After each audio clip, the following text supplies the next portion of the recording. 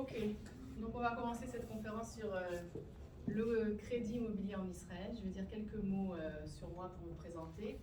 Et on va parler en fait de tous ces aspects-là. Ça veut dire que aujourd'hui, tout celui qui veut acheter une maison sait que les prix de l'immobilier ne font que grimper. Beaucoup de questions qui me sont posées, c'est combien d'apport personnel est-ce qu'il faut? Quel revenu est-ce qu'il faut pour pouvoir acheter une maison? Est-ce que les Olim Khadashim ont droit à certains avantages ou pas? Et quel est le meilleur montage financier vu la complexité de l'instabilité économique qui est en vigueur en ce moment. Donc on va passer par tous ces aspects-là. Je vais dire quelques mots sur moi. Je m'appelle Judith Kahn. J'ai fait mon alia de Marseille il y a 30 ans. Ça fait 30 ans que je suis en Israël. J'ai fait mes études en Israël. Je suis aujourd'hui professeure d'économie à l'université. Je suis courtier moi-même en crédit immobilier et formatrice de courtier. Puisqu'on a ici Ishmael qui a fait le cours avec moi. Donc voilà, je forme aussi donc, des courtiers pour qui fassent ce travail-là d'accompagnement de Français qui veulent acheter leur maison en Israël. Voilà, donc on va commencer avec les premières questions en fait qui sont des questions de base. La première question que tout le monde pose, c'est, en tout cas la première affirmation que tout le monde me dit, mais on ne peut pas acheter parce qu'on n'a pas assez d'apport personnel. C'est-à-dire qu'en France, on peut avoir 100% de financement et en Israël, comment est-ce que ça marche? Donc j'ai commencé par l'apport personnel. Alors quelles sont les règles en Israël? Vous avez en fait 3 règles essentielles. Des règles pour les Israéliens et des règles pour les résidents étrangers. Quand vous êtes Israélien, si vous achetez votre premier appartement, votre première maison, vous avez le droit à 75% de financement. Ça veut dire qu'il faut que vous arriviez avec 25% d'apport personnel. Vous achetez 1 million, il vous faut 250 000 shekels. Ça c'est pour votre première maison. Si vous êtes propriétaire d'un seul appartement, ça veut dire que si vous achetez une maison, et puis vous la vendez, et puis après vous rachetez une maison, donc vous allez être propriétaire que d'un seul appartement, à ce moment-là, l'apport personnel doit augmenter à 30%. Ça veut dire qu'au lieu d'avoir 75% de financement, vous n'aurez que 70%. La logique de la Banque d'Israël, c'est qu'on veut aider essentiellement les primo-accédants. Ceux qui n'ont jamais acheté, on va les aider à acheter. Ceux qui ont déjà acheté, qui ont vendu, qui ont regretté, eh ben, on va leur rendre, si vous voulez, la procédure un petit peu plus difficile. Et au-delà du premier bien, si vous gardez en fait 2 biens en parallèle, ou 3 ou 4, si vous possédez plusieurs maisons, sur chaque appartement supplémentaire, il vous faut apporter 50% d'apport personnel, la moitié. Okay, donc vous obtiendrez au maximum 50% de financement. Donc ce sont des règles qui sont assez dures, puisque justement on n'a pas tout le monde en Israël, avec l'augmentation des prix, n'arrive à rassembler cette somme-là d'apport personnel. Maintenant, pour les résidents étrangers, alors pour les résidents étrangers, vous avez en fait la même règle que pour le deuxième appartement pour les Israéliens. C'est-à-dire que chaque Français qui n'est pas citoyen israélien, qui veut acheter une maison en Israël, peut obtenir un crédit israélien jusqu'à hauteur de 50% de la valeur de l'appartement. Il doit arriver avec la moitié de la somme et en fait, il peut obtenir la moitié d'une banque israélienne. Donc ça, ce sont les règles. Okay, je les ai appelées les règles d'or, mais il y a des exceptions. Okay, il y a toujours des exceptions. Il faut toujours trouver en fait des solutions. Alors, la première phrase que j'ai écrite ici, c'est qu'est-ce que ça veut dire la valeur du bien? Et là, en fait, il faut être attentif parce que la valeur du bien, ce n'est pas la valeur qui va être écrite sur le contrat, c'est la valeur expertisée par un expert en valeur immobilière. Donc, des fois, ça peut jouer contre nous. Disons que vous ayez acheté une maison à 2,2 millions, la banque va dépêcher un expert pour être sûr que c'est la valeur de la maison que vous achetez. Si l'expert évalue la maison à 2 millions et pas à 2,2 millions, eh bien vous aurez 75% de 2 millions. Si l'expert évalue la maison à plus que le prix d'achat, vous aurez au maximum le prix d'achat. Donc c'est toujours à votre tort. Vous allez toujours en fait pouvoir avoir le minimum de financement possible parce que la banque veut se couvrir et vous ne pouvez pas amener un expert qui est un ami à vous, c'est la banque qui va dépêcher un expert sur une liste, il va y avoir un tirage automatique et vous allez devoir choisir sur une liste de 3 experts en valeur immobilière, un de ces experts-là. Donc quand on dit 75% de financement, c'est le maximum si tout va bien. Si la valeur achetée correspond exactement à la valeur d'expertise immobilière. Donc, ça pose déjà un petit problème. Maintenant, qu'est-ce qu'on a comme solution pour quelqu'un qui n'a pas les 25% d'apport? Première solution, le prêt à la consommation. Le prêt à la consommation, c'est quelque chose que tout le monde a utilisé, okay, toujours. Ça veut dire que si j'ai besoin de 250 000 shekels et qu'il m'en manque 100 ou 150, ben je vais pouvoir aller demander un prêt à la consommation. Simplement, comme la régulation ne permet pas d'avoir plus que 75%, je ne vais pas pouvoir dire à la banque, je viens emprunter de l'argent pour acheter une maison. Il va falloir que je le cache. C'est-à-dire que les banques le savent, mais il va falloir que je ne le déclare pas de façon aussi ouverte. Et donc je peux dire, oui, j'ai besoin de 100 000 shekels pour payer l'avocat, pour payer le déménagement, pour faire des petits travaux, à ce moment-là, il n'y a pas de problème, mais je ne peux pas dire c'est l'apport personnel qui me manque, on n'a pas le droit de le déclarer. Alors, quel est le problème de ces biens à la consommation-là? Le problème du bien à la consommation, du crédit à la consommation, c'est que ce crédit-là, généralement, il est très limité dans le temps. C'est-à-dire que vous allez avoir des banques qui vont vous donner un crédit à la consommation sur 5 ans, sur 8 ans, sur 10 ans. Et donc, le jeune couple qui va acheter cette maison-là, il va être étranglé parce qu'il va avoir la mashkenta, plus 100 000 shekels à rembourser sur 5 ans. Ça peut lui faire 2 000 shekels de plus par mois. Et donc, pendant cette période-là, c'est très, très difficile de joindre les deux. Donc, il faut regarder quels sont les prêts à la consommation qui sont sur le plus long terme possible. Et là, par exemple, je ne sais pas si vous avez entendu, moi je suis toujours très à l'écoute des pubs qui existent, mais vous avez la proposition de quelle banque? Vous avez entendu parler? La banque Yahv. Ah, Yahv, non, j'ai entendu sur les. Moi j'avais entendu sur les. Il y a beaucoup de cartes de crédit qui maintenant font des prêts sur 10 ans et même. Alors, les cartes de crédit aussi, mais là, la banque Yahv, elle vous fait en fait une promotion, c'est à la radio en ce moment, où elle vous prête sur 15 ans. Elle vous prête 100 000 shekels sur 15 ans, et si je me rappelle bien, c'est prime plus 1%. Donc c'est relativement bon marché. Et ça va vous permettre en fait d'étaler vos remboursements sur une période plus longue, de ne pas être étranglé au début. Donc vous avez en fait des banques qui le font, à condition que vous ouvriez un compte en banque chez eux, parce qu'ils veulent aussi bien forcément avoir du profit de l'ouverture du compte en banque. Donc il y a des appels comme ça, il faut être à l'écoute. Des fois, vous pouvez avoir des prêts à la consommation sur 15 ans, ça vous permet quand même de faire la transaction. La deuxième chose qui est possible, et on en a beaucoup parlé parce que beaucoup de réformes aussi là-dessus, c'est hypothéquer un autre bien. Ça veut dire que si vous avez une maison sans hypothèque, eh ben vous pouvez faire, si vous voulez, un rassemblement de fonds en hypothéquant ce bien-là, et avec cet argent-là, acheter une deuxième maison.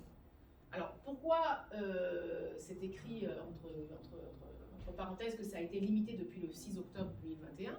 Parce qu'il y a eu une réforme de la Banque d'Israël en octobre 2021 qui a dit on ne permet plus aux propriétaires d'appartements d'hypothéquer leur maison pour en acheter une autre. Donc a priori, c'est plus possible.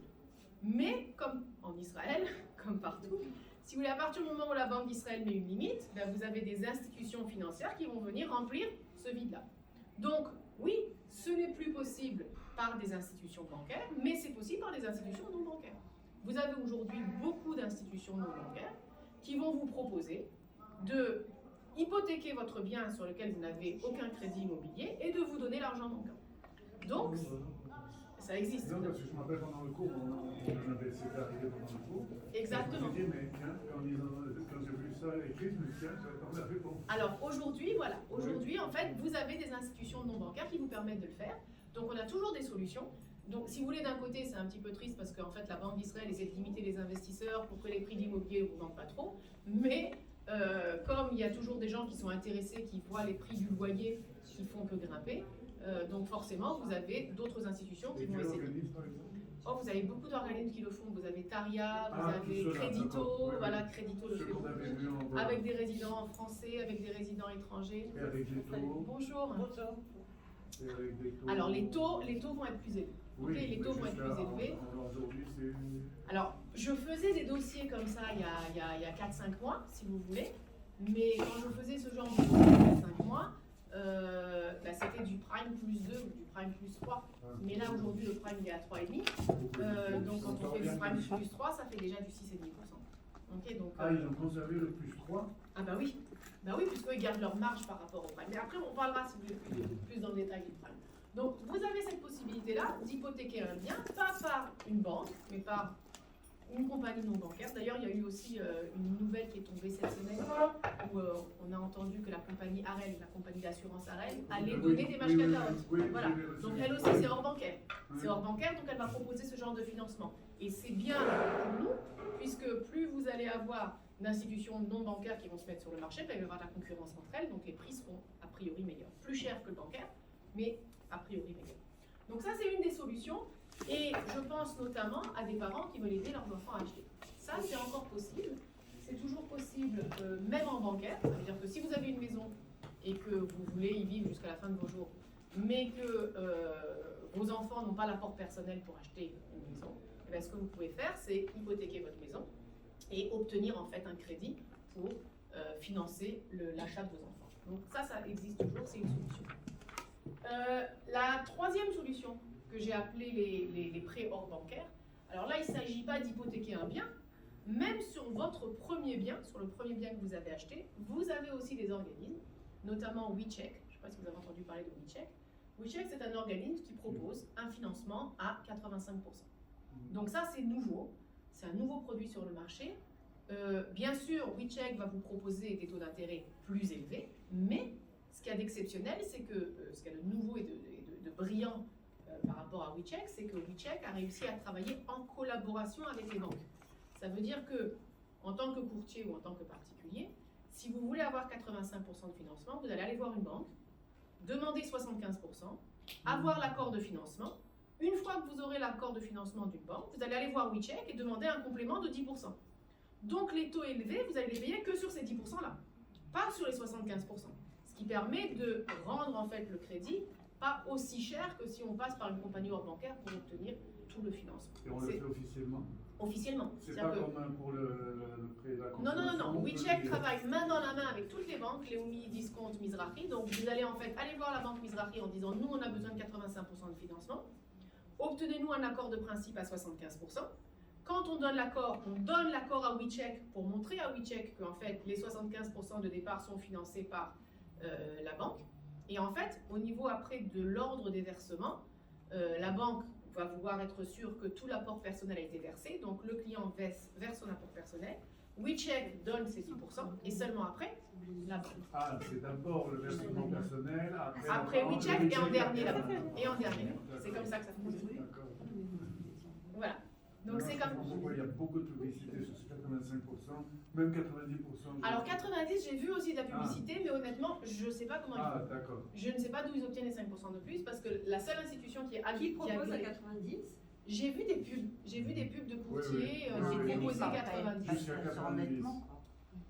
Mais oui, mais s'il n'y a pas de régulation qui permet de le faire, c'est un petit peu... Peut-être en faisant la combinaison... À moins qu'ils prennent un ordre bancaire de crédito avec les 5% supplémentaires, mais il faudrait qu'ils aient quelque chose à hypothéquer. Et ça veut dire que dans le cas de l'hypothèque, des hors bancaires, vous avez faire deux dossiers. Un à la banque et un à WeCheck. Exactement. C'est deux dossiers à déposer et au niveau de la facturation, c'est autre chose. Bonjour. Ok, donc on parlait donc de l'apport personnel et des solutions, des exceptions. Maintenant, il ne suffit pas d'avoir l'apport personnel pour pouvoir acheter une maison, il faut aussi gagner suffisamment d'argent. Donc on a deux choses. Il faut être capable de rembourser le prêt. Donc si vous voulez, au niveau de la régulation, vous avez combien d'apports personnels est-ce qu'il faut? Et la deuxième question, c'est combien est-ce que vous gagnez? Il a peur, Alors, je donne d'abord celles qui viennent de très loin. Tania, oui. Merci beaucoup. Alors attendez, on ne voit plus rien. Alvassa, vous savez, restez. D'un coup, ça s'est éteint. Non, mais ça peut être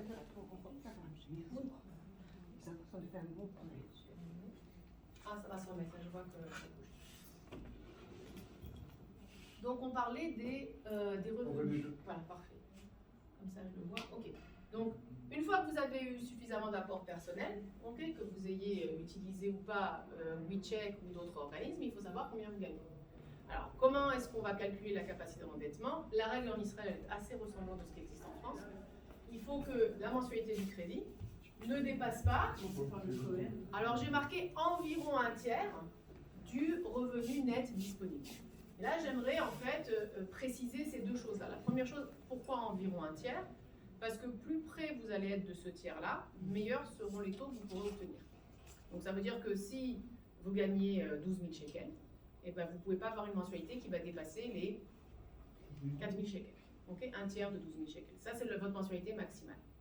Maintenant, vous allez avoir beaucoup de banques qui vont vous permettre de prendre un crédit qui va arriver à 36, 37, même 38%. Donc 33%, ce n'est pas exact. Mais quand vous vous approchez des 37-38% de votre revenu, et bien en fait, vous allez payer des taux d'intérêt plus élevés parce que vous êtes plus à risque. Donc, il vaut mieux être autour des 1 tiers, mais il n'est pas impossible d'avoir une mensualité qui arrive à 38% des revenus nets disponibles. Maintenant, la deuxième chose qui est intéressante, qu'est-ce que c'est que ces revenus nets disponibles? Alors, bien sûr, le net, c'est la différence entre le brut et le net, on enlève les taxes. Mais ce qu'il faut enlever aussi dans le mot disponible, c'est tous les crédits que vous avez déjà.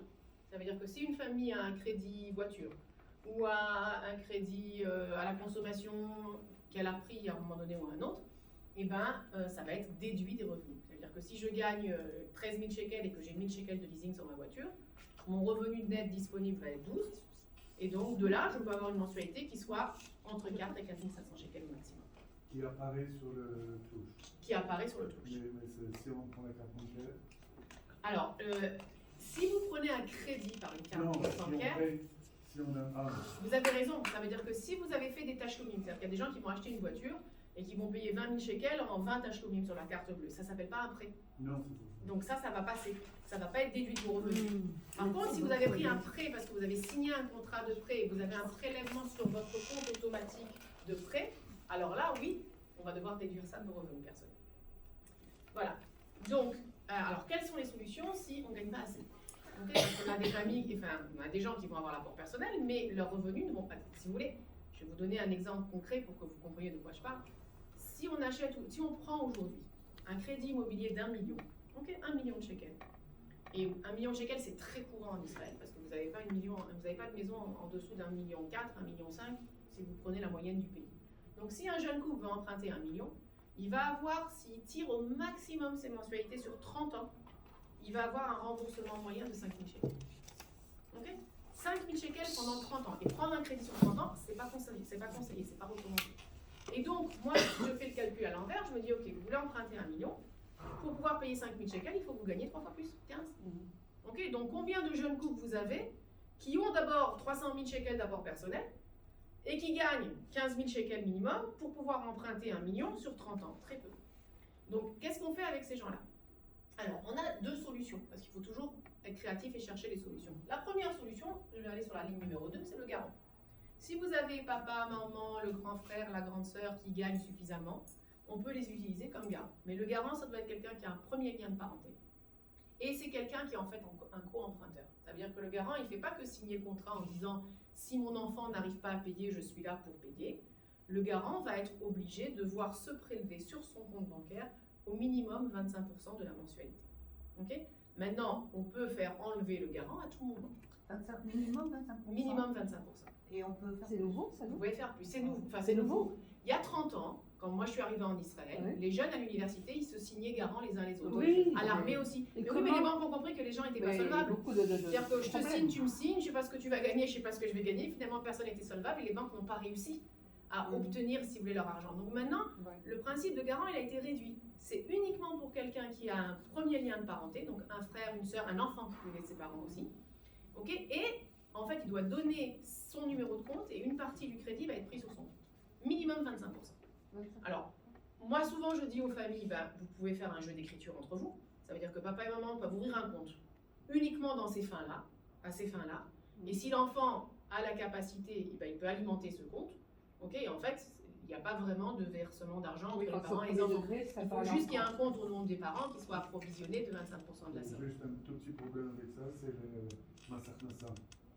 Pourquoi? Parce que le Massar Nassa, c'est ce que j'ai découvert. Mais si les revenus sont... Moi, a priori, les revenus sont déclarés. Ça veut dire... Quand les enfants vont verser sur le compte des parents, le Massar Nassa vis-à-vis des parents, on voit cet argent comme une entrée. Oui, mais alors là, il faut que vous ayez des parents qui soient indépendants, qui soient contrôlables. Enfin, Massar Nassa ne regarde pas tous les particuliers. Non, même les gens qui sont à la retraite, ils ont une retraite, ça suppose une entrée suffisante. Ils sont devenus... c'est supplémentaire, le khum. Je sais pas, j'ai pas non, été... je peux vous dire qu'il le voit de plus en plus. Mais si le prêt est au nom des enfants, le prêt, mais étant donné que... Mais peut-être que vis-à-vis de Massar Nassa, on peut justifier que ce sont les enfants qui remboursent leur propre prêt, parce que ce prêt-là, il est au nom des enfants. Il va y avoir une démarche à faire. Peut-être, mais d'après moi, on ne va pas être imposable sur ces sommes-là. Non, je n'ai pas dit qu'il serait imposable, mais il faut prendre ça en considération pour peut-être prévenir la chose et prévenir... Il y a peut-être une démarche à faire. Je suis d'accord avec vous. Attention, on va recevoir ça. Mais d'après moi, ça peut être justifiable. C'est-à-dire que ça peut être, en tant que parents, nous pensions aider nos enfants. Au bout de 6 mois, on a vu que c'était impossible. Finalement, les enfants, ils payent eux-mêmes leurs frais. Surtout si les banques elles le proposent, donc c'était ça Oui, déjà. Comment ils vont il a faire, raison, dans le sens qu'il faut prévenir les gens pour pas Qui qu'ils aient peuvent des avoir un surprises. contrôle et qui sachent comment répondre à Parce ça. qu'après 5 ans, s'ils ont arrêté, ils ont oublié, il y a eu un départ, il y a intérêt peut-être à le prévenir, ça. Ok, Je sais pas. j'entends ça pour la première fois, mais c'est justifiable. Ah, ça ben, va moi, pas être c'est imposable, parce que c'est il y a eu un- justifiable. Moi, je vous le dis tout simplement parce qu'il y a eu un cas comme ça. Hein. D'accord, non, je comprends. Oui, c'est la pratique finalement qui nous donne. C'est tout, sinon j'aurais pas pensé du tout. Bon, donc le garant, c'est une possibilité. Bien sûr, à partir du moment où le jeune couple se stabilise à de meilleurs revenus, ben, on fait sauter le garant. Ça veut dire que voilà, dès que les revenus sont suffisants, et ben, on vient faire signer les parents comme quoi ils sont plus garants et le couple prend lui-même son crédit. Donc ça, c'est une possibilité. La deuxième possibilité, c'est les revenus locatifs. Alors, c'est pas pour tous les cas, ça fonctionne jamais pour C'est tout. ce qui marche le mieux. Mais il faut savoir en fait que, alors, ça ne peut pas être utilisable pour votre premier bien. C'est-à-dire que quelqu'un qui a un bien, même s'il le loue, il ne peut pas faire reconnaître à la banque les revenus locatifs de ce bien-là, parce que la banque va dire oui, il faut bien que tu vives quelque part. Donc, ça ne va pas nous aider. Ça, c'est dans le cas de quelqu'un qui a une irrigatio. Elle construit et que donc elle a des revenus dans. Alors, si vous achetez une maison, ok, et que vous allez habiter dans une partie de la maison, et qu'il y a une autre partie qui est louée et qui est légale, ça n'a pas été une construction illégale, vous pouvez faire reconnaître les revenus locatifs de cette unité-là comme un supplément de revenus. Si vous avez déjà une maison dans laquelle vous vivez, vous l'achetez un deuxième appartement. ok Vous pouvez aussi acheter, pas un appartement vide, mais un appartement qui est loué. Parce qu'à partir du moment où vous présenterez à la banque le contrat de location de l'appartement qui est loué, ça s'ajoutera à vos revenus. ok Donc il faut penser, revenus locatifs, ça nous permet d'augmenter les revenus si c'est possible. Donc si on doit déjà choisir un appartement et qu'on n'a pas suffisamment de revenus pour pouvoir le financer, ben on peut se dire on va passer par un appartement qui donne des revenus locatifs pour augmenter notre capacité d'endettement. Donc c'est quelque chose qu'il faut avoir. Pardon, mais d'après vous, ça vaut le coup de faire, je reviens au tableau précédent, que vous avez dit on prend un bien, parce qu'on peut toujours prendre un bien pour financer l'achat d'un deuxième bien. Est-ce que ça vaut vraiment le coup de le faire en ce moment? Ça va dépendre de plusieurs choses. D'abord, ça va dépendre du taux d'intérêt que vous allez obtenir. Ensuite, ça va dépendre du rapport locatif que vous allez avoir sur ce deuxième bien. Ensuite, ça va dépendre de l'apport personnel que vous avez. Vous voyez, tout ça, ce sont des questions. Ça veut dire que si vous devez financer un bien... Si la moitié, pardon, excusez-moi, je suis un peu dans mon parole, mais si le bien, si la moitié du bien s'élève à 1 million, 1,4 million, donc c'est la moyenne que vous avez dit en Israël. Donc on peut acheter avec ça l'appartement, le deuxième appartement. Est-ce que ça vaut le coup de mettre en danger le fait de peut-être perdre si jamais il y a... De perdre quoi? Parce que si la situation économique s'aggrave énormément, on risque de tout perdre. Je ne sais pas ce que c'est de tout perdre, mais vous allez avoir des mensualités de plus en plus élevées. S'ils ne peuvent pas, ils vont... Bien sûr, c'est pour ça que je vous dis, acheter un deuxième appartement et obtenir une partie du financement en hypothéquant un bien, c'est possible, oui, mais peut-être pas oui. 100% de financement. C'est-à-dire que si vous imaginez, c'est-à-dire que, disons que vous voulez acheter un appartement à 1,4 million, ok et vous avez besoin de 900 000 shekels et pas de 700 000. Donc une des solutions, 700 000 vous l'obtenez, 200 000 de plus sur un appartement existant, vous prenez une compagnie hors bancaire, vous allez avoir un crédit avec un taux élevé sur ces 200 000 shekels là. Ça c'est possible. Maintenant, si vous me dites je prends 1,4 million en prenant du prime plus 3, je vous dis il faut que vous ayez les reins solides. Voilà, c'est-à-dire qu'il faut que vos revenus soient suffisamment importants. En moyenne, ce qui s'est passé ces 6 derniers mois pour 1 million de shekels, les gens ont vu leur mensualité augmenter environ de 500 shekels par mois. Finalement, quand on a pris le cours, c'était 4 000 par Oui, oui. Exactement. Exactement. Ça veut dire qu'on a une augmentation des mensualités entre 5 et 600 shekels par mois. Et la tendance à la hausse ne s'est pas terminée. Alors qu'est-ce qu'on fait maintenant? Qu'est-ce qu'on conseille?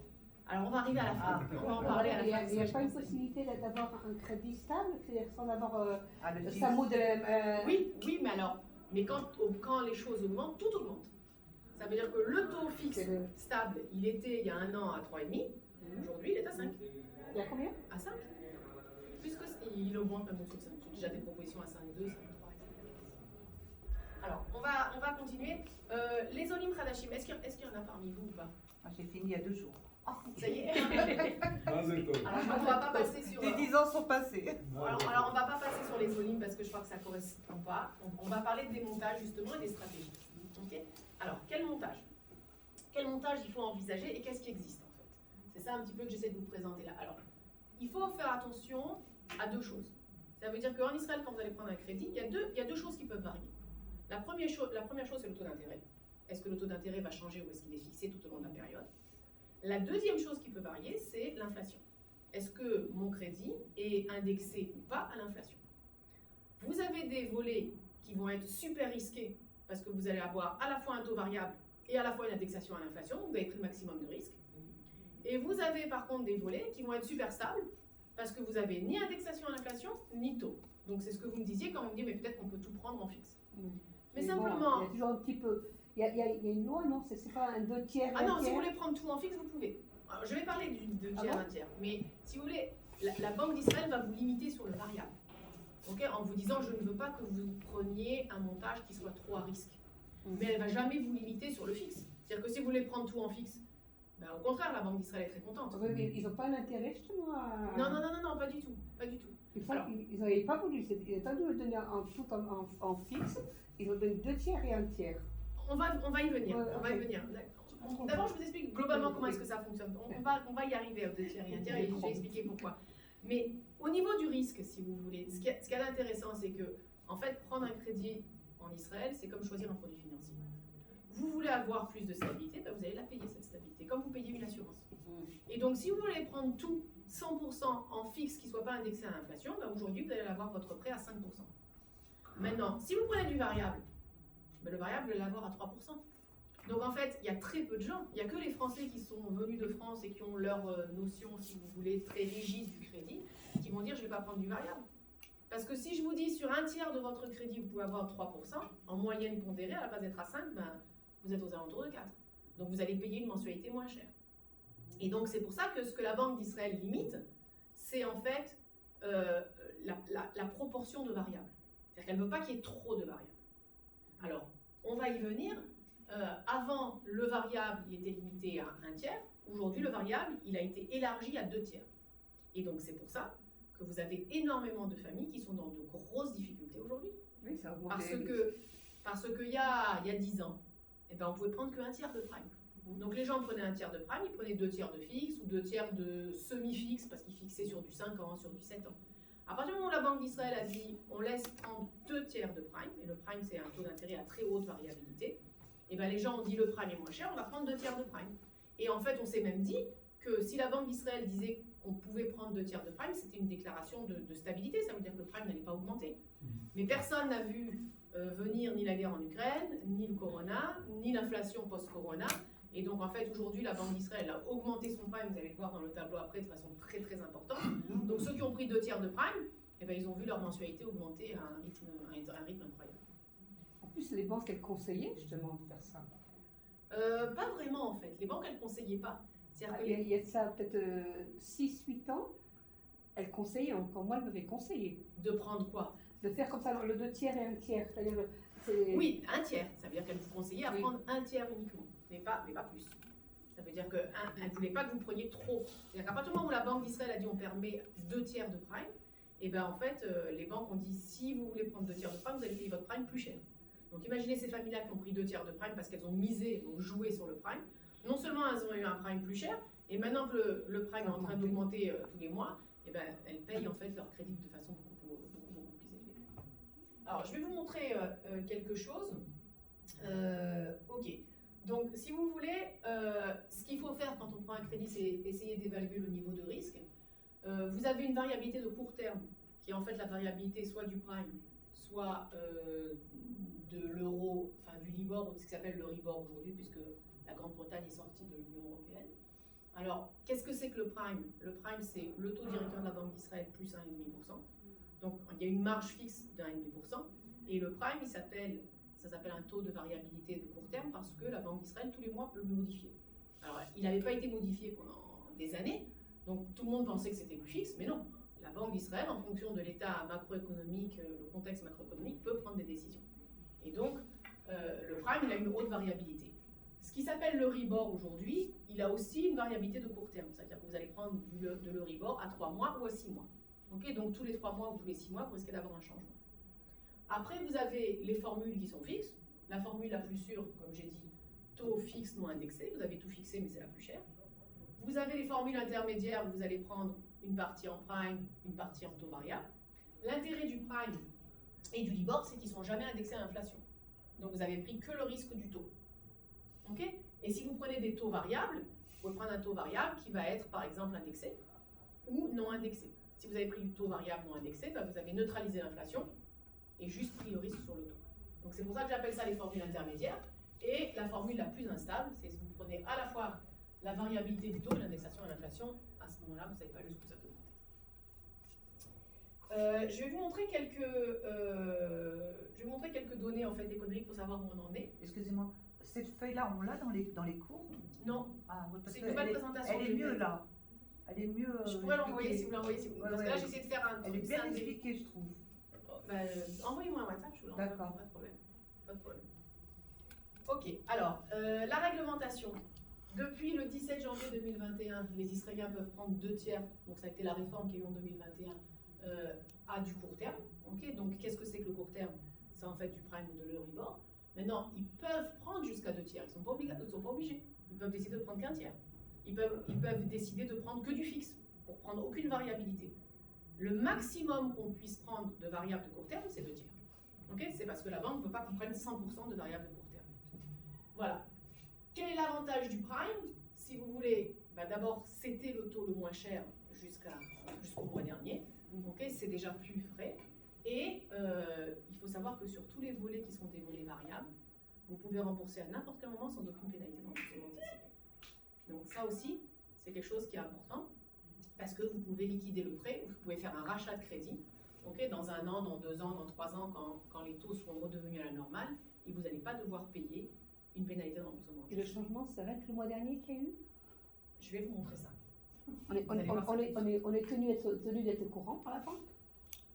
La banque- Non, Non? non, non. Faut Ok, suivre les cours. c'est Alors, c'est le piège. allons-y, parlons du prime. Alors, là, vous avez en fait le prime depuis 2011. Ok, et vous pouvez voir en fait que le prime en 2011, il était à 4,75. Aujourd'hui, on est à 3,5.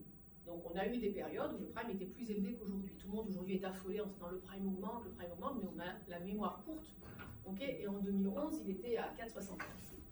Maintenant, si vous regardez ce qui s'est passé, de 2011 jusqu'à 2014, il a fait que descendre. Donc, ceux qui avaient pris un prêt au prime en 2011 ont vu leur mensualité que descendre tout au long de la période.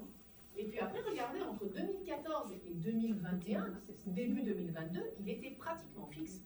Il était entre 1,6% et 1,75%. Okay, c'est-à-dire qu'on a juste eu cette période-là en 2018 à cause de la crise économique où il a légèrement monté à 1,75. Au moment du corona, il est redescendu à 1,6. Donc en fait, on a eu une période très longue où le prime était comme un plateau, en fait, extrêmement stable. Et qu'est-ce qui s'est passé? Eh ben, depuis ces 6 derniers mois, vous voyez, de 1,6, on est passé à 1,85 en avril. Okay, on est passé à 2,25 en mai, 2,75 en juillet et 3,5 en août. Okay, donc ça a augmenté tous les mois. Maintenant, pour revenir à votre question. Mais c'est ça qui peut monter chez elle en fait. Alors ça a une influence, mais pas si grande que ça parce que le taux directeur américain aussi augmente. C'est-à-dire que si on était les seuls à jouer ce jeu-là d'augmentation du taux, alors oui, ça attirerait en fait des monnaies étrangères à vouloir investir dans le shekel. Mais comme tout le monde joue le même jeu, Ouais, en ce moment, même la France, elle a commencé. exactement. Donc du coup, ça neutralise. Pour revenir à votre question, est-ce que la banque a l'obligation de nous informer? Ben non. Ça veut dire que si vous avez choisi un variable de court terme, tous les mois le taux il peut changer. Donc la banque ne va pas envoyer à tous ses clients tous les mois un courrier en disant le prime il a augmenté. C'est pas son intérêt en plus. Non. Mais quand c'est à long terme, Alors quand c'est du long terme, oui. Oui, non, mais c'est Ça veut dire, oui, mais les gens ne sont pas toujours à l'écoute. C'est-à-dire que vous le savez parce que vous êtes dans le domaine, parce que vous écoutez les informations économiques. Mais la plupart des gens n'écoutent Non, pas. mais il voit qu'il paye plus cher, donc il veut. Mais ils ne savent pas pourquoi. Moi, je sais que j'ai des Oui, dizaines de ah, clients qui m'appellent en sauf disant qu'ils mais connaissent ma pas. mensualité elle augmente jusqu'à quand? À cause de quoi? Qu'est-ce qui se passe? Mais ma fille, elle m'a dit, quand elle a commencé avec vous la dimanche, elle m'a dit si j'avais su le moment, j'aurais dû faire ce cours avant d'acheter. Avant d'acheter. Ah bah oui. non, oh là là, il faut que je la voie, je lui dis, je suis sûre que j'ai plein d'économies à faire. Non, mais c'est ce que je dis aussi à beaucoup de personnes qui savent beaucoup de prendre le cours pour apprendre comment acheter. Bah, Ce je n'est sais pas pas, ce mes que enfants, je ils sont dis. motivés maintenant. Pas Pas besoin les de autres. connaître. mais ça c'est close. Il y a 6 mois de ça à peu près.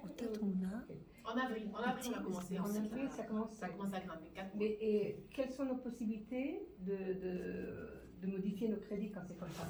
Vous avez dit il y a une chose on n'a pas de frais. Oui. On peut faire un Mirzour Oui, sans frais. sans Sur frais. ce volet-là du prime. C'est-à-dire que les gens prennent un crédit, ils vont prendre 300 000 shekels au prime, 200 000 shekels en fixe et 250 000 shekels en variable. Voilà. Maintenant, le fixe, il est fixé sur toute la durée du crédit. Sur le fixe, vous risquez d'avoir des pénalités de remboursement anticipé. Le variable, vous avez choisi un variable tous les 5 ans, par exemple. Donc, d'abord, pendant 5 ans, ça ne va pas bouger. Et ensuite, au bout de 5 ans, oui, la banque va vous envoyer un courrier en vous disant, voilà, vous êtes arrivé au bout des 5 ans, le nouveau taux s'étend. Mais le prime, comme il peut bouger tous les mois, la banque ne s'engage pas à vous envoyer quoi que ce soit. à faire une révision de dossier maintenant ou pas? Alors, on va y arriver. Est-ce que ça vaut le coup ou pas?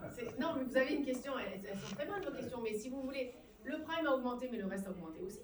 C'est-à-dire que vous ne pouvez pas remettre la machine en C'est arrière. pour ça que je trouvais, c'est pour ça que je... Exactement. Vraiment, Vous ne pouvez pas revenir en arrière et dire maintenant, je reveux le fixe qui était à 3,8 il y a 3 mois. Parce qu'aujourd'hui, le fixe, il est à 5.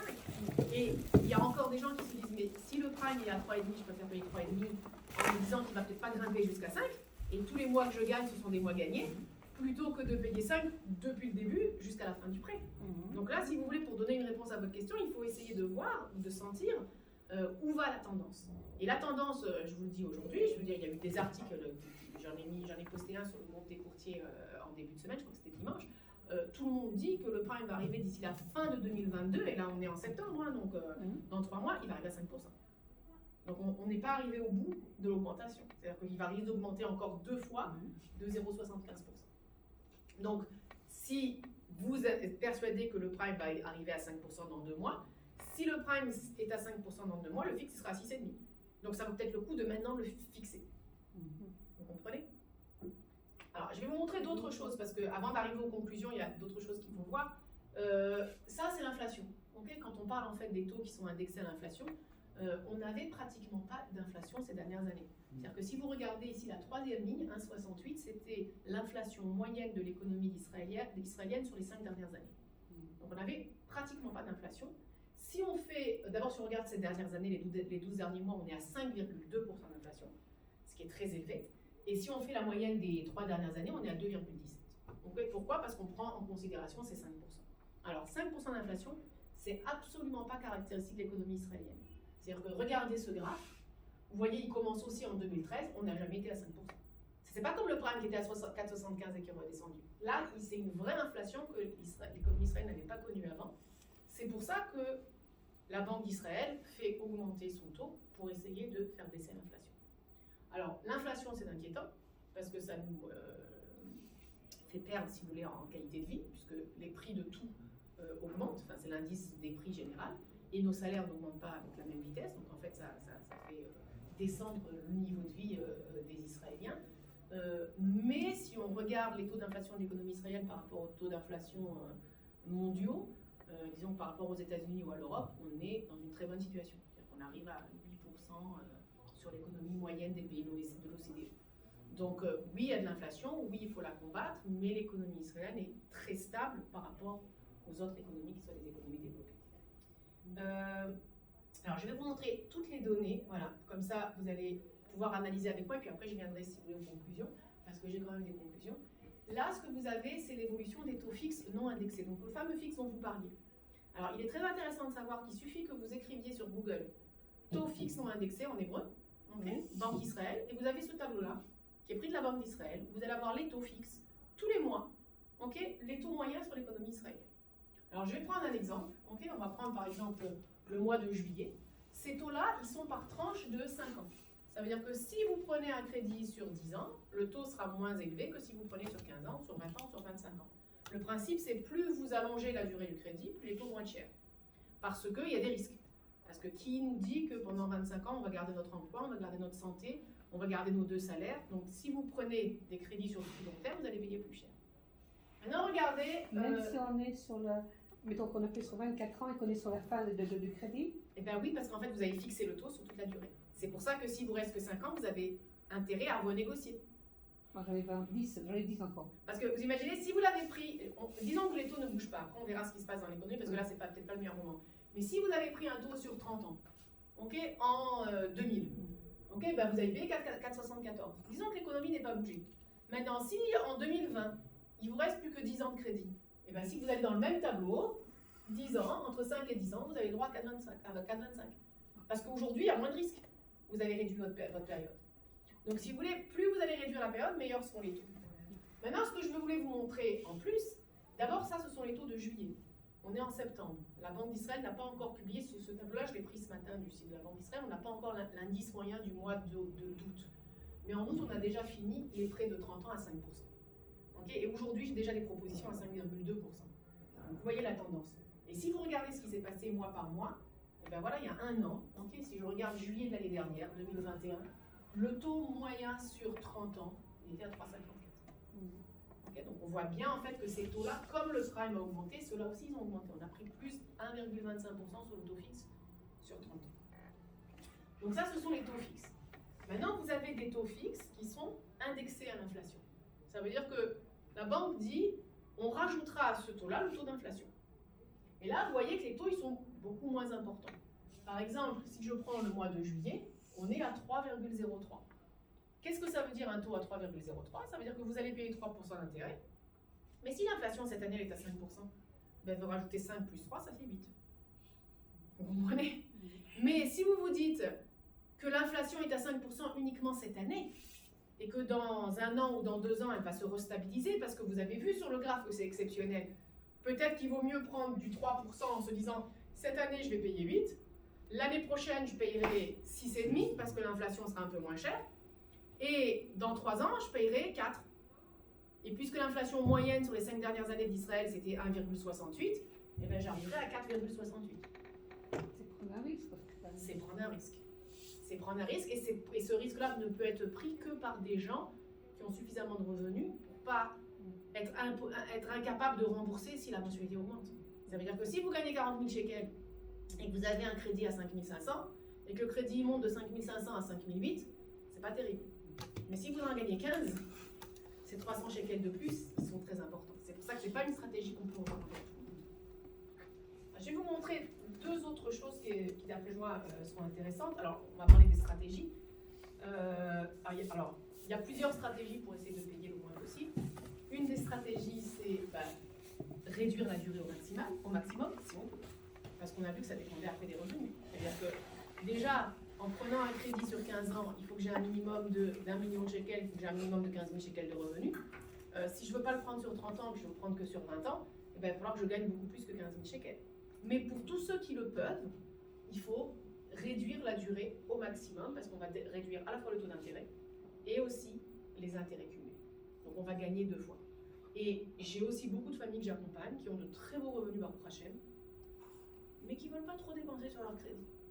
Parce qu'ils vous disent, je veux vivre aussi, je veux prendre des vacances, je veux profiter, je vais aller au restaurant, je ne vois pas pourquoi, je veux payer comme mon loyer. Et en fait, ça c'est une aberration. Ça, c'est une aberration parce qu'ils ne s'aperçoivent pas combien ils payent plus en tirant leur crédit sur 30 ans. Donc là, je leur fais des tableaux avec des simulations en leur montrant que s'ils réduisent de 5 ans, peut-être que leur mensualité va augmenter de 4 ou de 500 shekels par mois, mais que 5 ans de crédit épargné, c'est énorme en shekels. Donc la première stratégie, réduire au maximum la durée. La deuxième, regardez en fait la différence de mensualité entre 25 et 30 ans, elle n'est pas très grande. Okay. C'est-à-dire que si vous tirez ou si vous raccourcissez votre crédit de 30 ans à 25 ans, vous n'allez pas payer beaucoup plus cher. Donc ces 5 années de plus, elles sont critiques. Et d'ailleurs, si vous regardez ce qui se donne en France, il y a très peu de clients. Il y a très peu de clients qui prennent à 30 ans. Les banques vont vous déconseiller de prendre 30 ans. Le maximum qu'on vous donne, c'est 25 ans. Même la banque le déconseille. Même la banque le déconseille. Parce que les intérêts cumulés sur ces 5 années, ça fait peut-être 200 ou 300 shekels de différence par mois et vous avez 50 plus de crédit. Donc en Israël, les banques ne le déconseillent pas. À cause des prix aussi élevés de l'immobilier, ils vont vous dire prenez sur 30 ans. Mais en fait, c'est une aberration de prendre sur 30 ans si on a la possibilité. Si c'est acheté ou pas acheté. Ça revient à ce que je l'ai dit avant, parce que j'étais au téléphone.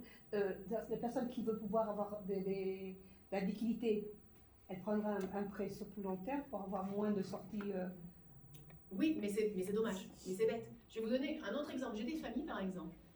Et d'ailleurs, il y a eu tout un débat autour de ça, vraiment ces derniers jours, dans toutes les actualités économiques. J'ai des familles qui ont l'habitude, parce que c'est un concept, une habitude, de faire des économies pour leurs enfants. Okay, donc vous avez beaucoup de parents qui sont des bons parents, qui veulent économiser pour leurs enfants et qui vont décider tous les mois de mettre 200 shekels de côté par enfant, du moment où il naît jusqu'à la bar mitzvah. Maintenant, où est-ce qu'ils mettent ces épargnes-là? Généralement en banque. Ils ont le Picadon Yomi, le Picadon Shvoui, le Picadon Shnati. Ok, ils vont le mettre à la banque. Maintenant, quel est le taux d'intérêt qu'ils vont recevoir sur ces choses-là? Pratiquement rien. Un des arguments en fait qui a été mis sur la table ces dernières semaines, c'est que le prime n'a pas arrêté d'augmenter. Pourquoi?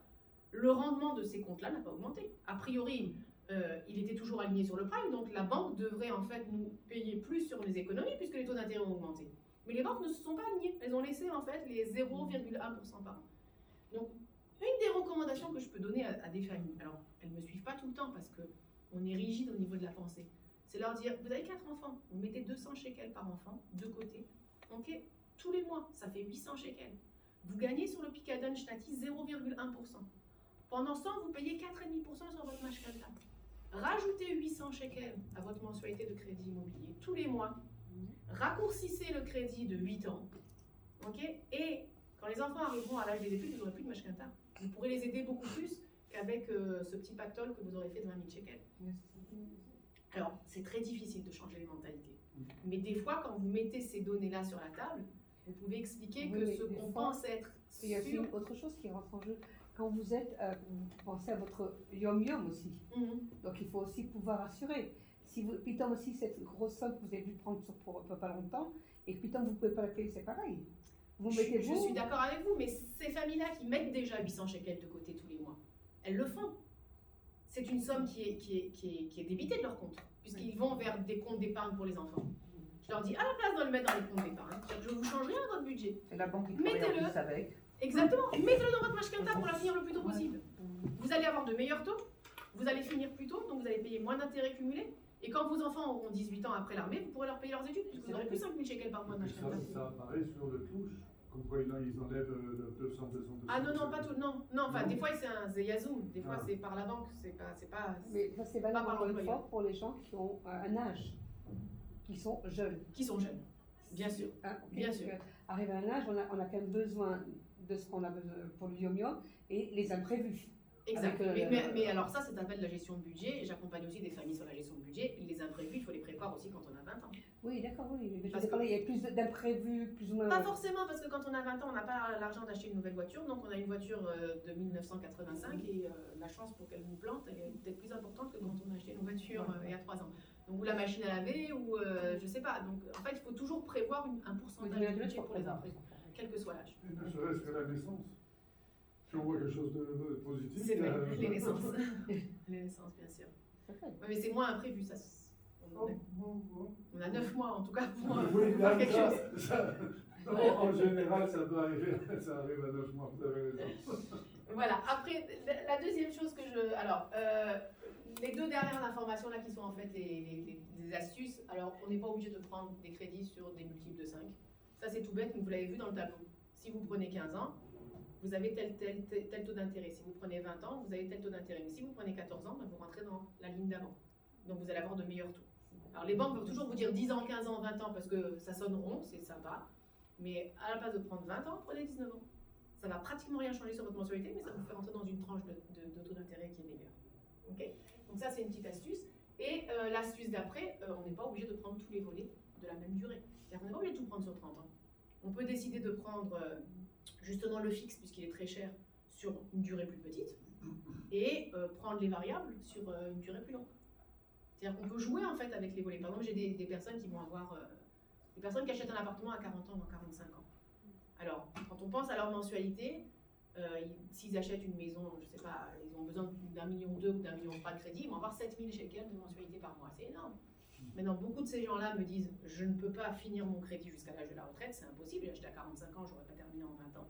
Donc il me faut un minimum de 25 ans et quelquefois 30 ans. » À ce moment-là, on peut organiser le crédit pour qu'il y ait un volet de, je sais pas moi, 600 000 shekels qui se termine exactement quand ils arrivent à l'âge de 67 ans de la retraite, et que les deux autres soient prolongés sur le reste du temps. À ce moment-là, j'ai un client qui va payer 7 000 shekels de 45 ans à 67 ans, et entre 67 et, je sais pas, 72, et ben ça va descendre à 4 000. Donc du coup, à la retraite, il aura un allègement.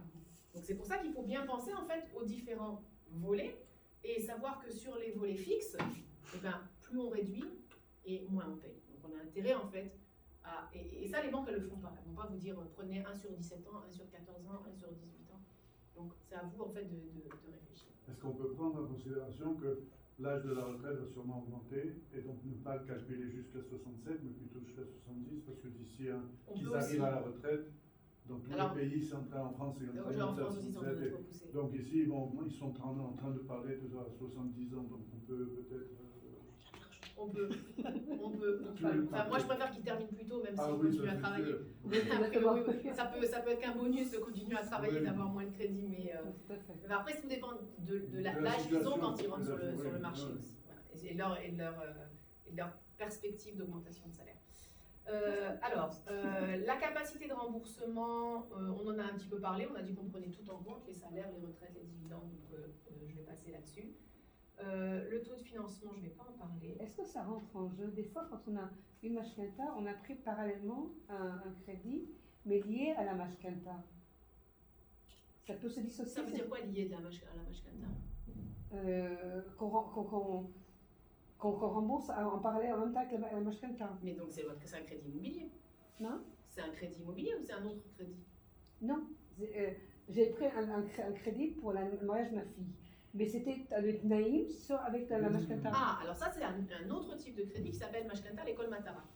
Ok. Mais c'est quand même malgré tout lié à la mashkenta. Bien sûr, ça veut dire qu'en fait, si vous voulez, alors là aussi au niveau de la tarification des crédits immobiliers, vous avez ce qui s'appelle mashkenta les diour, ça veut dire que vous allez acheter une maison, la banque va vous donner de l'argent, mais elle ne va pas vous le donner en vos mains. Ça ne va pas arriver par vos mains. Ça va être donné directement soit au promoteur, soit au vendeur de l'appartement. Comme ça, la banque est sûre que la transaction est faite. Ça, ce sont les taux d'intérêt les plus bas. Maintenant, des fois, les gens ont besoin de liquidité, ont besoin d'argent justement pour financer un mariage. Et à la place de prendre un prêt à la consommation sur 2 ans ou 3 ans, ils peuvent en fait hypothéquer leur maison pour financer ce crédit-là. Donc ça s'appelle aussi une mashkenta, mais c'est une mashkenta à l'école Matara. Et là, en fait, vous allez recevoir l'argent en main propre pour financer votre mariage. Donc du coup, au niveau des taux, ça va être plus cher. Mais moins cher qu'un crédit à la consommation. Ça peut être moins cher, mais ça peut toujours se négocier séparément ou pas? Bien sûr, bien sûr. C'est-à-dire que vous avez en fait plusieurs volets sur votre bilan de mashkenta. Vous avez le volet mashkenta à l'école Matara et le volet mashkenta normal. Et donc, ils se négocient différemment et vous pouvez en rembourser un avant l'autre. Et d'ailleurs, c'est celui-là qu'il faut rembourser en premier parce que c'est le plus cher. Et à Foura aussi. À Foura, c'est encore autre chose. Non, mais ça vaut mieux de prendre ce prêt-là ou de prendre le prêt à Foura si C'est à peu près au niveau des prêts, au niveau des taux, c'est à peu près la même chose. À Foura et l'école Matara. À partir du moment où vous recevez l'argent, c'est pareil. Ils sont en train de faire une publicité monumentale de partout sur les prêts à Foura. Parce que parce qu'on est en crise. Oui, oui, mais il faut faire attention. Mashkenta à Foura, j'explique pour ceux qui ne savent pas, c'est quand vous hypothéquez votre bien immobilier pour recevoir de l'argent, mais que vous n'allez pas rembourser. Ça veut dire que vous avez des personnes âgées, par exemple, qui ont une petite retraite et qui aimeraient avoir une rente tous les mois. Donc en fait, cette rente-là, elle peut être prise sur la valeur de la maison. Ce qui veut dire que le jour où ils ne seront plus là, les enfants vendront la maison et il faudra rendre à la banque la somme qui a été tirée en tant que rente tout au long de cette période-là où ils ont fait une mashkenta à Foura. Plus les intérêts. Plus les intérêts, bien sûr. Bien sûr. Et vous avez aussi des familles, par exemple, et ça c'est plus logique. En fait, Vous avez- on pioche dans l'héritage, quoi. C'est ça, exactement. En fait, c'est comme une avance sur héritage. Mais pensez par exemple à tous ces jeunes couples qui essayent d'acheter. Pensez à des familles qui n'ont pas 6-7 enfants, des familles qui ont moins d'enfants. Ok. Si vous avez un enfant ou 2 enfants, vous avez une maison et vous êtes incapable de les aider parce que vous avez une petite retraite. Ce que vous pouvez faire, c'est prendre une mashkenta à Foura. Ça veut dire que vous allez pouvoir prendre par exemple 200 000 shekels par enfant sur votre maison. Et ces 200 000 shekels-là, vous n'êtes pas capable de les rembourser tous les mois parce que vous avez une petite retraite. Donc, si vous voulez, c'est comme un avance sur héritage. La banque va donner ces 200 000 shekels à chacun de vos enfants. Et le jour où vous partirez, eh bien, il faudra les rendre à la banque sur la valeur de la maison. Plus les intérêts cumulés, bien sûr. Mais d'après quelles conditions, si vous faites ça? Quelles sont les conditions? En fait, ça s'appelle une mashkenta à Foura, c'est à vous décider des conditions dès le début. Ça veut dire que, par exemple, vous avez donné 200 000 shekels à votre enfant pour l'aider à acheter. Vous avez pris une mashkenta à Foura à un taux de 5%. Ça s'appelle comment? À Foura. À Foura. À l'envers. Ah, ok. À l'envers, parce qu'en fait, vous prenez l'argent, mais vous ne le remboursez pas. Ouais. Okay, donc vous avez pris un taux, vous avez pris une mashkenta à 5% de 200 000 shekels. Maintenant, vous avez 2 options. La première option, c'est de dire, ok, les intérêts, je les paye tous les mois. Okay, donc si vous faites 5% de 200 000 shekels, ça nous fait quoi? Ça nous fait 5 fois 2, 10, ça nous fait 10 000 shekels par an. Okay, donc vous allez payer 10 000 shekels par an, environ 1 000 shekels par mois. Et donc le jour où vous ne serez plus là, sur la vente de la maison, il sera pris très précisément 200 000 shekels. Ça, c'est ce qui est la somme sans l'intérêt. sans les intérêts, parce que vous avez payé les intérêts.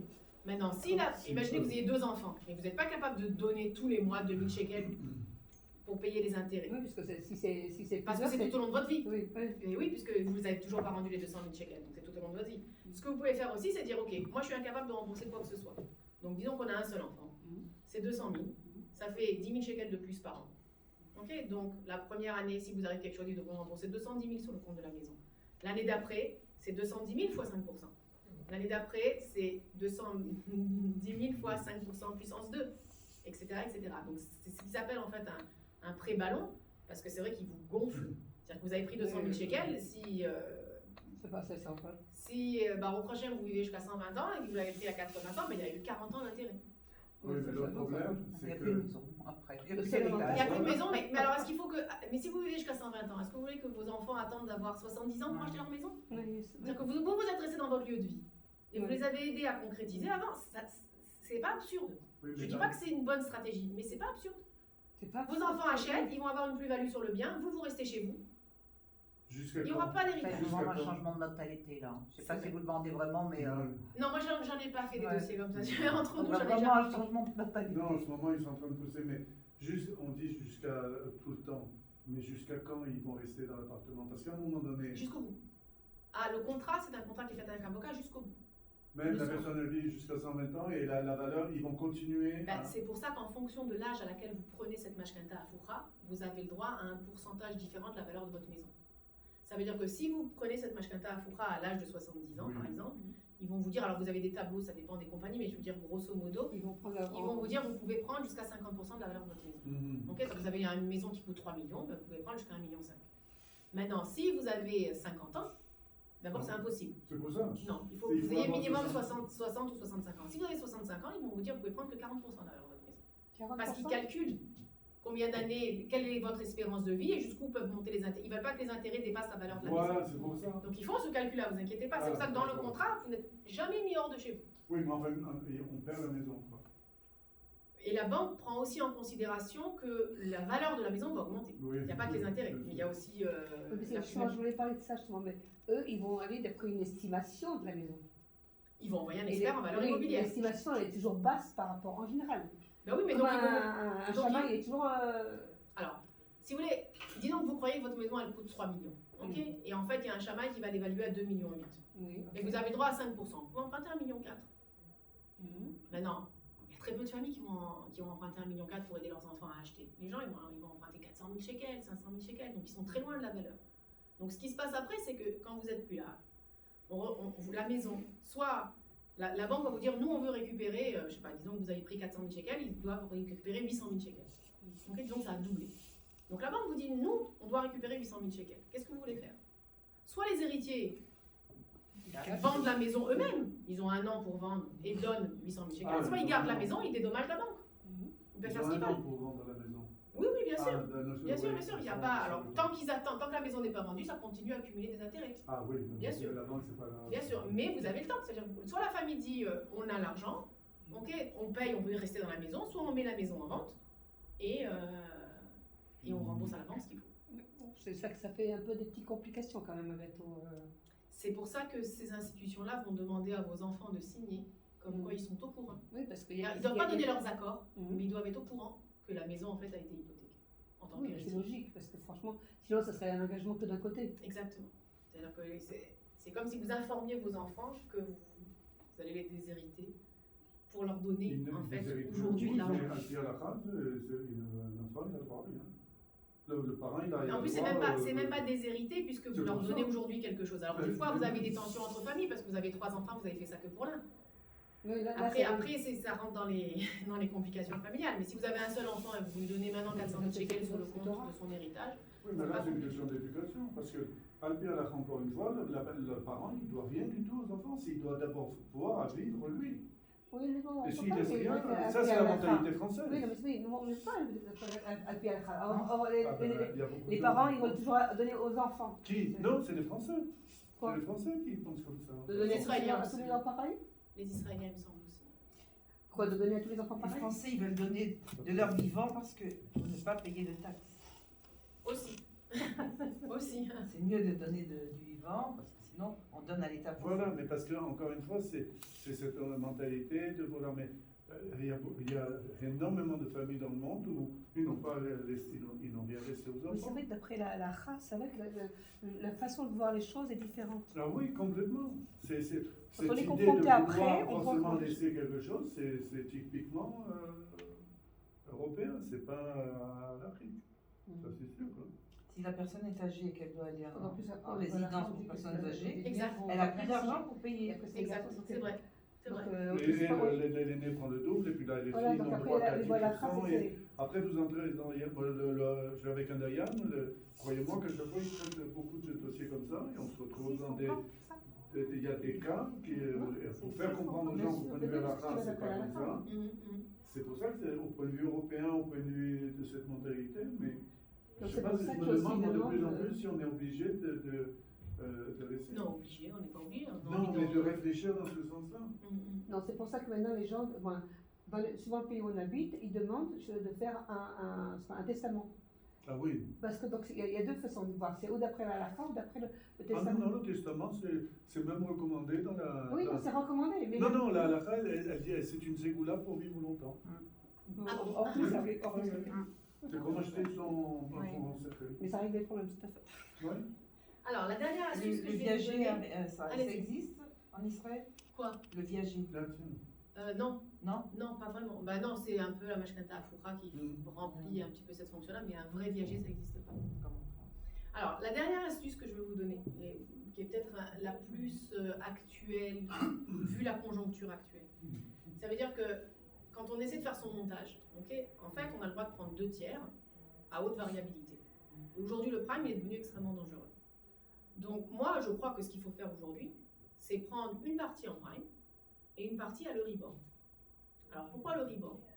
L'Euribor, si vous voulez, c'est un taux en fait interbancaire européen. Et en fait, il faut savoir que les banques, si maintenant je donne cette recommandation-là et que tous les courtiers donnent cette recommandation-là à leurs clients, on va avoir un problème parce que les banques sont limitées. 3% de tout l'argent qui est prêté par les banques peut être fait sur une devise étrangère. 3% de tout l'argent de la banque. Donc, comme il y a très peu de résidents étrangers, essentiellement, c'est les résidents étrangers qui demandent le Libor. Donc, on n'a jamais dépassé cette marche-là. Mais moi, je pense que ça vaut le coup, même pour les Israéliens. Pourquoi? Parce que d'abord, le Libor aujourd'hui, il est environ à 2,4-2,5%, alors que le Prime est à 3,5%. Donc aujourd'hui, si vous prenez le Libor, vous l'avez moins cher que le Prime. Et la deuxième chose, c'est que l'euro ne fait que s'effondrer. Et que moi, je ne le vois pas remonter. Et si vous regardez en fait la politique de la banque, je suis désolée. Là, vous êtes en train de. Là, je Non. crois qu'on est tous. Mais je dis pour les Israéliens. Non, mais là, il y a tout le monde qui est en train de se Mais casser le regardez cul. objectivement. Bonjour Cathy. Ça va? Très bien, très bien. Alors, mais regardez objectivement si vous voulez. Bienvenue. Tu peux rester. Alors, Ouais, il n'y a pas de on est à gaz, 5 il n'y a dernières pas de minutes. gaz. Ah bah ouais, dommage. Macron, il a dit c'est t'a fini marqué l'abondance. Il a Non, annoncé la mais si vous couleur. voulez, d'abord, si on compare la stabilité de l'économie israélienne par rapport à la stabilité de l'économie européenne, c'est clair que l'Europe est en déclin. Ensuite, si on regarde la stratégie israélienne, la Banque d'Israël se bat pour garder un taux de dollars élevé, parce que l'essentiel de notre commerce est vis-à-vis des États-Unis, mais elle ne s'est jamais battue pour maintenir le taux de l'euro. Donc si vous regardez ce qui s'est passé avec la tendance de l'euro, il a dégringolé de 5 à 3,2 et la Banque d'Israël ne va rien faire pour le maintenir. Donc ce que je vous montre, regardez ça, c'est un bilan de Mashkanta d'un client qui m'a envoyé ça il n'y a pas longtemps. D'ailleurs, on va la racheter parce qu'il est cher. Mais vous voyez là, il a pris un crédit en 2017, il a pris 828 000 shekels. En 2017, il a pris à 4,59%, ce qui est cher. C'est-à-dire qu'aujourd'hui, en lui rachetant ça, je pourrais l'avoir à 2,4, 2,5. Maintenant, regardez ce qu'il doit rembourser aujourd'hui. Vous voyez cette ligne-là, moins 140 000 shekels, c'est à cause de la chute de l'euro. Il y a 140 000 shekels qui ont été effacés. Pourquoi? Parce qu'en 2017, l'euro, il était, je ne sais pas, autour de 4. Il a pris Mashkenta en euros. Il a pris en euros. C'est pour ça que je dis aujourd'hui, ne prenez pas du prime, prenez de l'euro.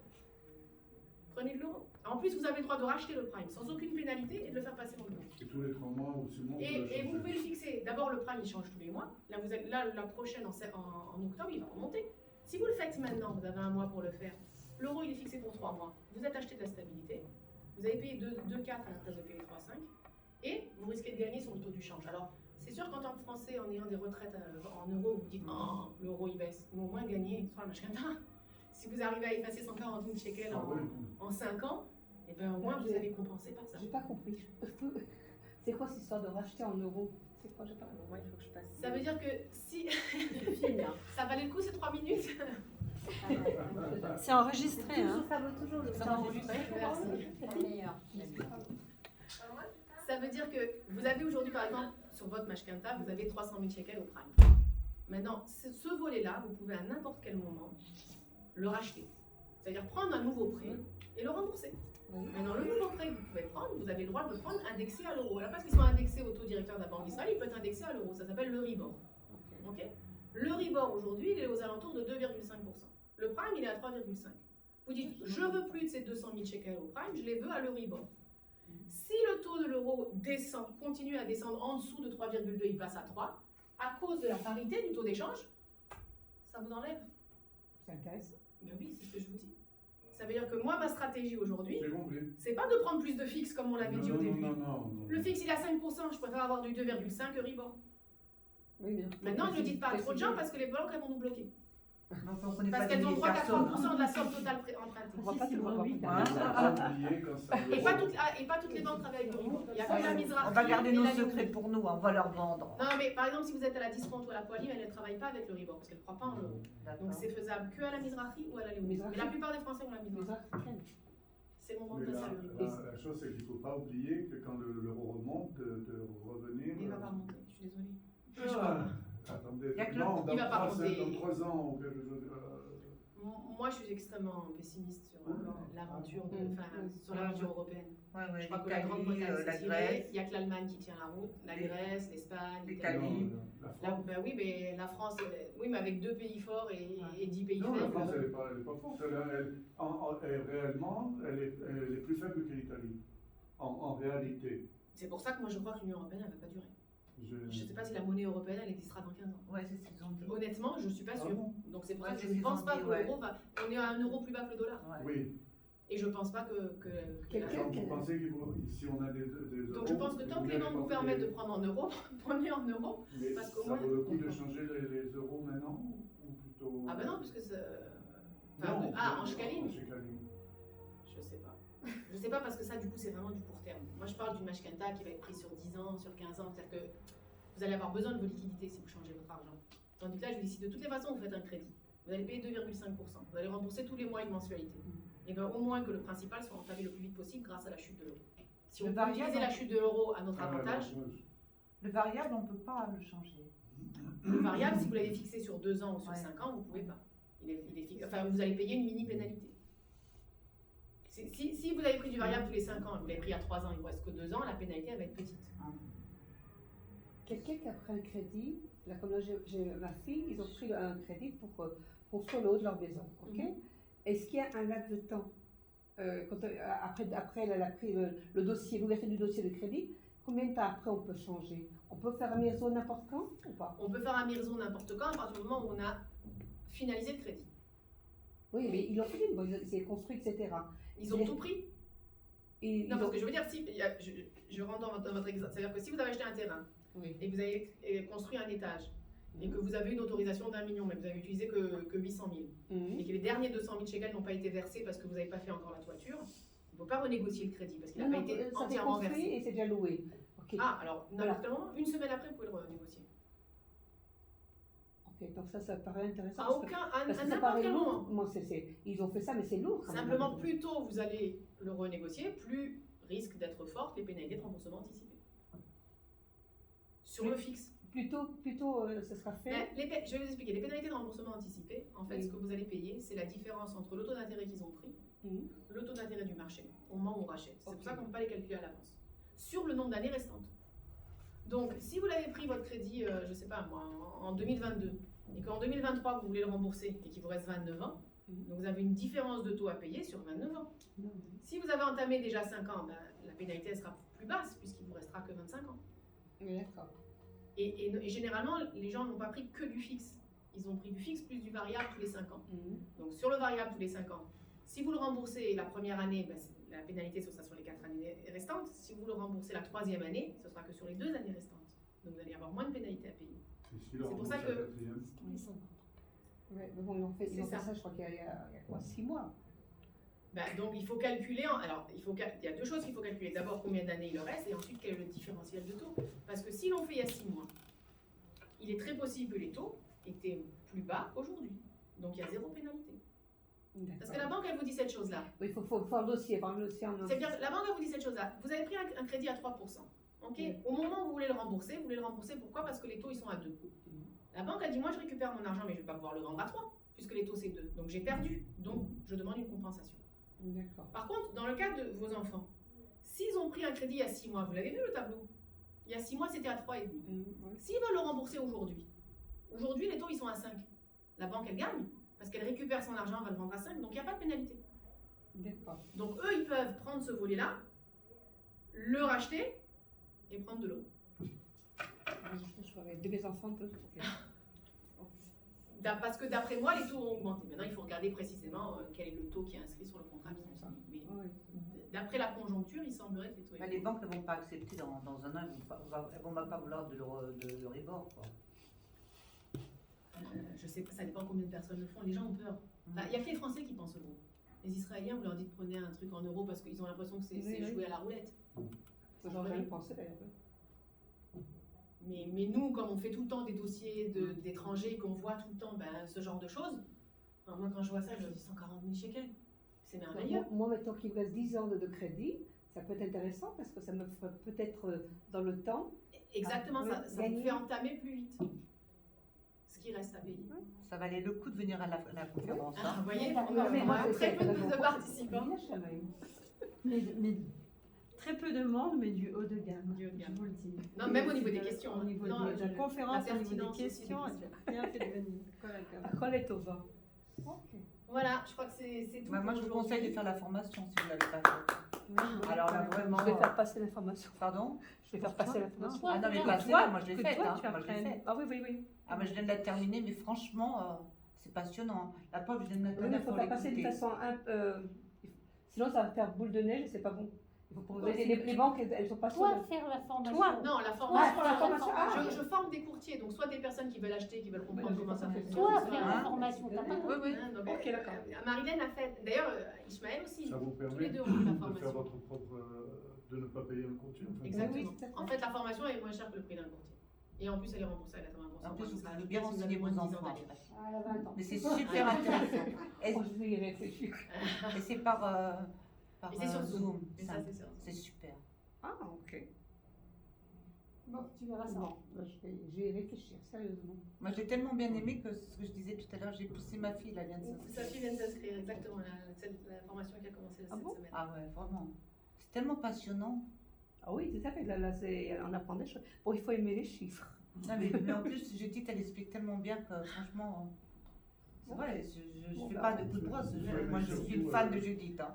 Négocier, jongler avec tout ça. C'est comme un jeu. Un petit peu. Oui, mais il faut apprendre, voilà. Il faut Oui, apprendre mais- à jouer. avec. Hein Les parce que simulateurs. là, elle a fait un commencé. Bon, on a bien fait de m'annuler. Bien. Pris plein de choses. Moi, Moi, ah je oui, vais là, dire oui. quelque chose. Mais hors. Elia, אתה יכול לחזור את ההקלטה הכל. Moi, je voulais féliciter